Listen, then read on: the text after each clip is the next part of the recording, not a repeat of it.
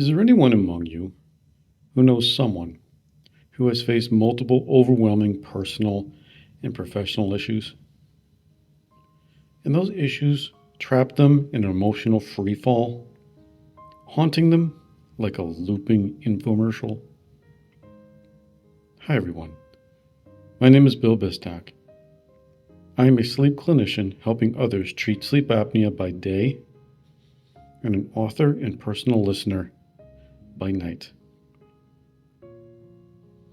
I would like to ask you another question. Is the loop you know about broken apart yet? Because when it rains, it pours. If not, we all know that to break the loop, something has to change.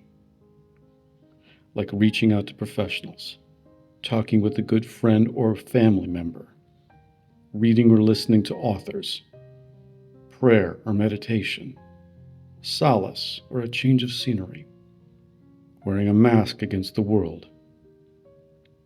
Then possibly music. But it was only a temporary oasis, and it changed the loop a little. There's another way to address the loop, a realistic way, a subtle yet powerful way. As a personal listener, we will simply talk, and I will listen, to hopefully break the loop. And I ask that discovering a nugget of something takes some of that loop away. It can become a personal savior by way of a conversation and help in any way it can. And I need to say I know what it's like to be drowning in life and have people throw everything at you in hopes that it'll work. But it doesn't. And it's all too familiar when everyone is around and uncomfortable with pain and confusion, and they try to fix it or makes it prettier. Well, that ends here. For the offer of 20 minutes, I won't be going anywhere. Start your story anywhere. I'll take notes. During our session, we'll absorb what's going on and figure something out together. The time spent is like sitting in the same fire of trouble, or finding out what holes to poke into the situation, and maybe making it better. Because your story matters, every piece of it. I will encourage details. It's not required. But whatever is said helps. And here's my promise. I'm offering 20 minutes of listening to discover how I might be of service. And maybe a savior of some kind, big or small, shows up somewhere inside conversation. Especially one that can leverage real results. Let me sit in whatever is being carried. Before we start, and I share more details, let me tell you a story. Chuck and Billy. Billy and Chuck became inseparable friends, serving as altar boys at their Catholic church. Although they noticed something peculiar. While other boys served Sunday masses and weddings, they were almost exclusively assigned funeral services. Chuck dubbed them the Death Squad.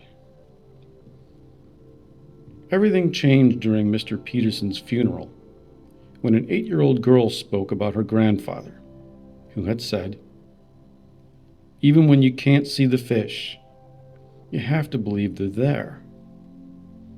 And even when you can't see the person you love, you have to believe they're there too."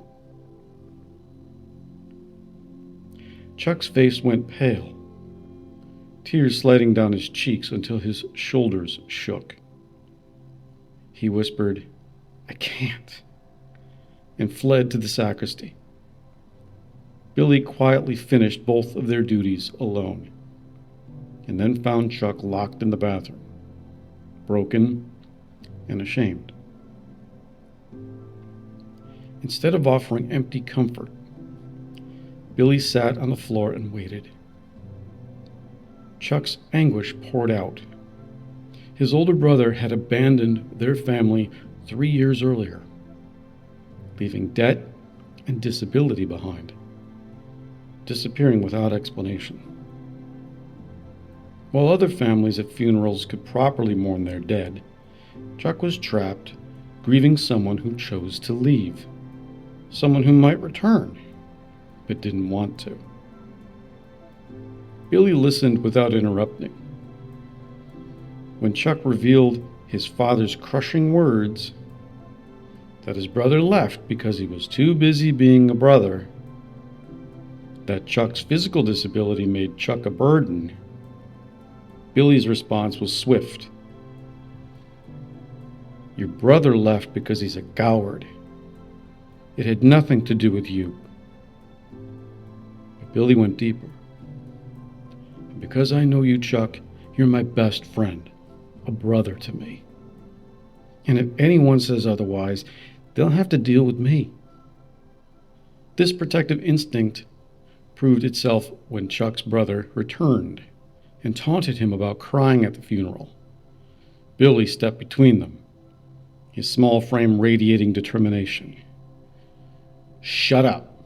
Chuck is my business. The older brother to Chuck, surprised by Billy's courage, backed down. Billy developed an intuitive protection system, purposely dropping items during emotional eulogies to redirect attention from Chuck's tears, nudging him back into rhythm, especially when grief overwhelmed him. They created a silent language of support. What made Billy's care transcendent was his refusal to fix Chuck or minimize his pain. Instead, he became Chuck's protective gate, a barrier against cruelty, while offering passage to acceptance. Billy saw Chuck's sensitivity not as a weakness, especially not one to cure, but as something precious to defend. Their friendship became a sacred covenant with the motto, "The death squad sticks together till the bitter end." Billy showed that sometimes love means standing guard over someone's wounded places, offering not solutions, but unwavering presence.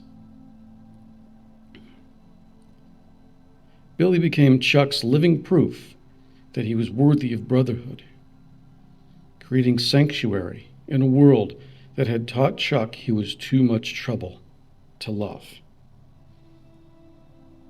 Now, Billy is me.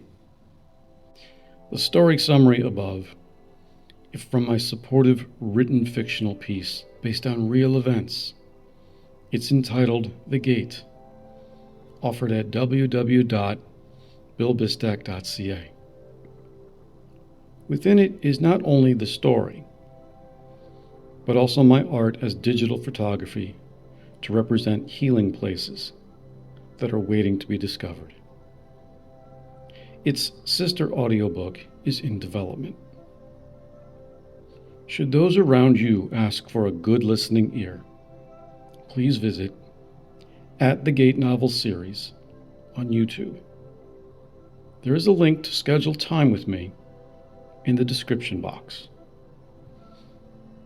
If you are compelled to read or listen to a story about breaking the loop of what confronts you or someone you might know, you are invited to own the book and the audio.